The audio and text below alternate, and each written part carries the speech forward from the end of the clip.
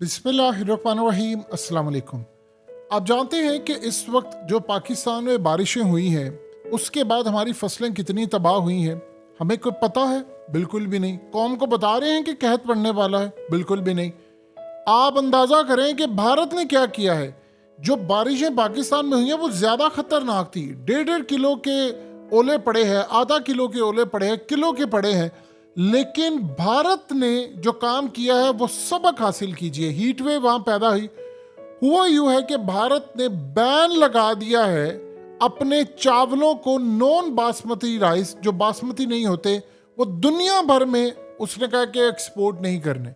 और सबसे बड़ा इस वक्त जो बहरान पैदा होने वाला है वो मिडिल ईस्ट में, दुबई में ख़ास तौर पर, सऊदी अरब में, कतर में, बहरीन में, इंडोनेशिया में और दुनिया भर में, क्योंकि भारत दुनिया की 40% चावल का कोटा पूरा करता है। और इस वक्त वहाँ पर कहत पड़ने वाला है, और जो पड़ चुका है कि वो कह रहे हैं कि बारिशें इतनी हुई हैं, हीट वेव इतनी हुई है, फसलें तबाह हो गई हैं, तो हमारे पास इस वक्त चावल नहीं है। अगर हमने एक्सपोर्ट कर दिए ये चावल तो हमारे लोग मर जाएंगे, खा नहीं पाएंगे, बहरान पैदा शुरू हो जाएगा और मार्केट में प्राइस आसमान पर चली जाएगी। और महंगी प्राइस की वजह से ऑलरेडी हम अफोर्ड नहीं कर सकते। तो भारत ने फैसला ये किया है कि अब दुनिया भर के अंदर जो उनके चावल एक्सपोर्ट होते हैं उन पर बैन लगा दिया है कि आज के बाद भारत दुनिया को चावल एक्सपोर्ट नहीं करेगा। अब 40% दुनिया का जो एक्सपोर्ट चावल है वो भारत से आता है, तो वो कौन उस गैप को फिल करेगा? ये पाकिस्तान के अंदर जो बहरान है उस पर कोई आपको बताए नहीं रहा ना पॉलिसी है हमारी। पाकिस्तान में भी इससे बुरी सूरत हाल है, फसलें तबाह है, लेकिन अभी तक यहाँ पर कोई बैन नहीं लगा। अब ये कोशिश क्या करेंगे पाकिस्तान के अंदर जो माफिया है, जो जलील गंदा माफिया है, जो ईरान से पेट्रोल मंगवा कर और पाकिस्तान के अंदर बेसें स्मगल करके, अब ये करने क्या जा रहे हैं?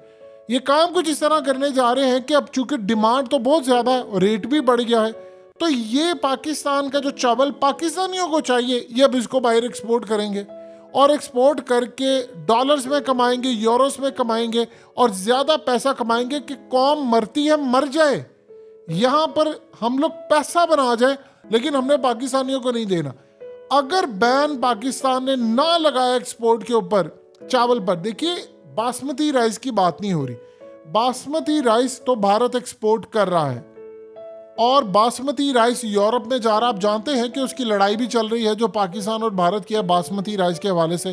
तो वो तो एक लड़ाई चल रही है जिसमें हमने कहा कि भाई ये तो यानी भारत ने उसको पेटेंट करवा लिया है कि भाई ये ग्राफिकल जो ख़ास तौर पर आइडेंटिफिकेशन उसकी है, जो जीआई टैग उसने लगवाया, उसने कहा ये तो मेरी प्रोडक्ट है, तो उसने उसको रजिस्टर करवाया।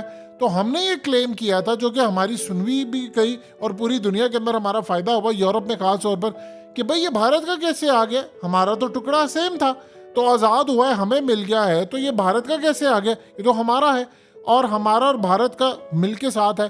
तो इसके बाद 35% शेयर पाकिस्तान का और 65% भारत का, और भारत का वो कम होकर 60% पर आ गया था क्योंकि हमारे चावल बड़े ज़बरदस्त। लेकिन अब जो सूरत हाल है, जो बासमती राइस की तो लड़ाई चली है, नॉन बासमती राइस जो है, जो बासमती राइस नहीं है, उस पर भारत को अरबों डॉलर्स का नुकसान ज़रूर होगा। लेकिन वो कह रहे हैं कि जो मुल्क के अंदर बहरान पैदा होने वाला है हमने उसकी तैयारी कर ली है, उन्होंने बैन कर दिया। अब दुबई के अंदर तो चावल उनका बिकता है, इंडोनेशिया में बहुत बड़ी तादाद में भी लोग लेते हैं, और यूरोप के अंदर तो जाता ही है, दुनिया भर के ममालिक में भारत भेजता, और ख़ास तौर पर तरक्की याफ्ता ममालिक में तो भारत के चावल जाते हैं। और देखिए भारतीय दुनिया में करोड़ों हैं और वो वहाँ पर रहते हैं और वो चावल यूज़ करते हैं, उनकी एक बहुत बड़ी मार्केट है, चाहे वो यूरोप में हो, चाहे वो यूएस में हो, कनाडा में हो, दुनिया भर में।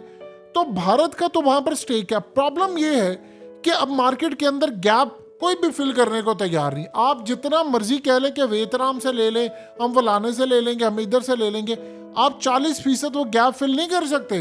तो पाकिस्तानी क्या कर रहे हैं? अब ये तो ये कहेंगे जी हमारे ऊपर बैन, बल्कि पहले कोशिश करेंगे कि हम इस साल का तो चावल का कोटा सारे का सारा बाहर भिजवा दें, लोकल कुछ भी ना मिले, हमें वहाँ पर पैसे ज़्यादा मिलेंगे और उसके बाद बहरान पैदा होता तो हो जाए। पाकिस्तानी नहीं खाते चावल तो ना खाए, हमारा क्या जाता है।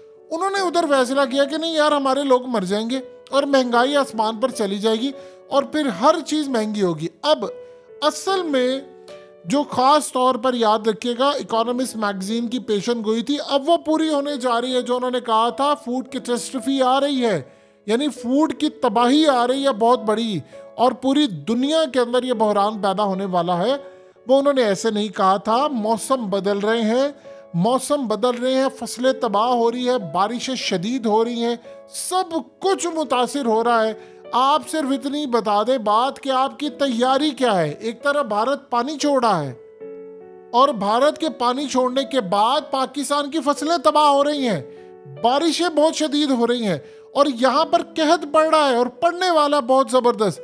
लेकिन बताइए आपकी कोई तैयारी है? एक छोटी सी बात बताएं कि हमारे पास जो इतने पैसे नहीं हैं कि हम अपना तेल इंपोर्ट कर सके, तो हम दुनिया से चावल कैसे लेंगे? और ये जो और बहुत सारी फसलें, आपकी कपास, आपकी फसल तबाह हुई है, आपके चावल, आपकी गंदम, आपकी बहुत सारी चीज़ें तबाह हुई है। उधर आपकी जो गंदम आई थी, ये जो मुफ्त आटा हमने दिया था, वो तो यूक्रेन से आई थी। तो यूक्रेन ने आगे से ये कहा है कि मैंने ब्लैक सी के थ्रू भेजना है। पुतिन ने कह दिया मैं तो नहीं भेजने दूंगा। उसने कहा दुनिया की गंदम जो नहीं है, नहीं मिलती तो ना मिले। वो वहां पर जंग करने के लिए तैयार है। यहाँ पर ये मसला है। तो बताइए कौन कहाँ पर खड़ा है, कैसे स्टैंड कर रहा है?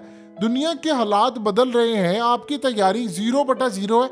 सबसे पहले उस माफिया को रोके। वो माफिया जो पाकिस्तान में आम लोगों से चावल लेगा, यानी हमारे यहाँ पर क्या औकात है? आपको पता चलता चीनी का बहरान आ गया। कैसे आ गया जी? वो चीनी तो बिल्कुल ठीक थी, फसल भी ठीक थी, सारा कुछ ठीक था। वो गंदम, चीनी, ये तमाम चीजें उन्होंने अपने गोदामों में छुपा लिया है। पुलिस को और बड़े बड़े लोगों को पैसा खिला दिया है और उसके बाद बहरान पैदा हो गया और एक ही रात में 150 रुपया चीनी की कीमत आसमान पर पहुंच गई और उसके बाद सारे बिलियनर हो गए। कभी आपने पाकिस्तान के अंदर किसी बिलियनर की कोई किताब पढ़ी है जिसने बताया मैंने ऐसे तरक्की की? सारे ऐसी तरक्की करते हैं, इनकी औकात ही यही है। अब वही माफिया तैयार बैठा हुआ है। जो माफिया पाकिस्तान में पेट्रोल का बहरान पैदा कर देता है, जो माफिया पाकिस्तान के अंदर हर तरह का बहरान पैदा करता है, वो चावल का बहरान पैदा नहीं करेगा। बात असल जो इस वक्त समझने वाली है कि आपका फूड क्राइसिस का मामला सर पर खड़ा है और ये फूड क्राइसिस का मामला इतना खतरनाक हो रहा है, इतना ज्यादा खतरनाक हो रहा है कि चीजें आपके कंट्रोल से इस वक्त बाहर हो रही हैं और हम इसको मैनेज नहीं कर पाएंगे। ये बात आप अपने दिल और दिमाग में अच्छी तरह बिठा लें कि ये हालात बिल्कुल कंट्रोल से इस वक्त बाहर हो रहे हैं। आपको दुनिया कह रही है कि ये तो, वो तो कहेंगे कि भाई चावल भेज दो।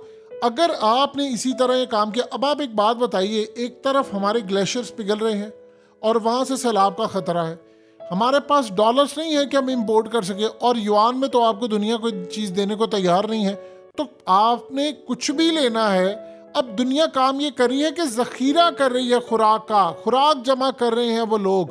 दुनिया भर के अंदर चीज़ शुरू हो चुकी है, जंगलात में आग लग रही है, मौसम बदल रहा है, दुनिया का पूरा निज़ाम। ये वो वक्त है जिसमें हम जी रहे हैं जो आज से पहले कभी हमने ये वक्त देखा ही नहीं था।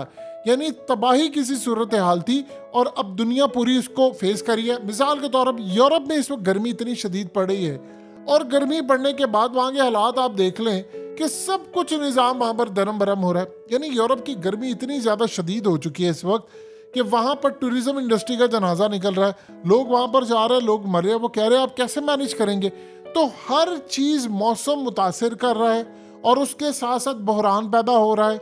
उसके साथ साथ आप देख लें कि जो इस दुनिया भर के अंदर हुकूमतों के तख्ते उलटते जा रहे हैं, कोई इधर से कुछ कर रहा है, कोई उधर कर रहा है। करेंसी का बहरान पैदा किया जा रहा है, डी वैल्यू किया जा रहा है। आईएमएफ ने हमें कहा है कि आपकी करेंसी 305 पर जाएगी, बैंक ऑफ अमेरिका ने कहा है कि 340 पर जाएगी, माफिया उसको 380 पर ले जाने को तैयार है।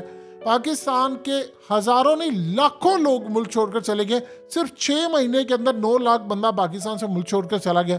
तो आप बता दें कि सारी सूरत हाल के अंदर आप कैसे मैनेज करेंगे? आप जानते हैं गांव में जो खास तौर पर ज़राअत का काम करते थे वो लोग छोड़कर जाना शुरू हो गए हैं। वो किसी मिडिल ईस्ट में कोई जा रहा है, किधर जा रहा है, वो वहाँ पर जाकर काम करे। वो कह रहे कि हालात बिल्कुल भी ठीक नहीं। तो हमें इस सारी सूरत हाल के अंदर कुछ अंदाज़ा हो जाना चाहिए कि अगला बहरान खुराक आपके सर पर खड़ा है, बारिशों का बहरान सर पर खड़ा है। आपकी तैयारी कितनी है? अगर कुछ सीखना है तो भारत से सीख लें। देखिए भारत अब दुनिया की मईशत में टॉप लेवल पर जा रहा है, यानी 2075 तक वो दूसरे नंबर पर होगा, चाइना पहले नंबर पर। अमेरिका को भी पीछे छोड़ देगा। तो इस सारी सूरत हाल के अंदर दुनिया तरक्की कर रही है, तो आप बताइए कि मामला कैसे आगे चलेंगे अगर हम पाकिस्तानी इस बात को समझेंगे नहीं तो।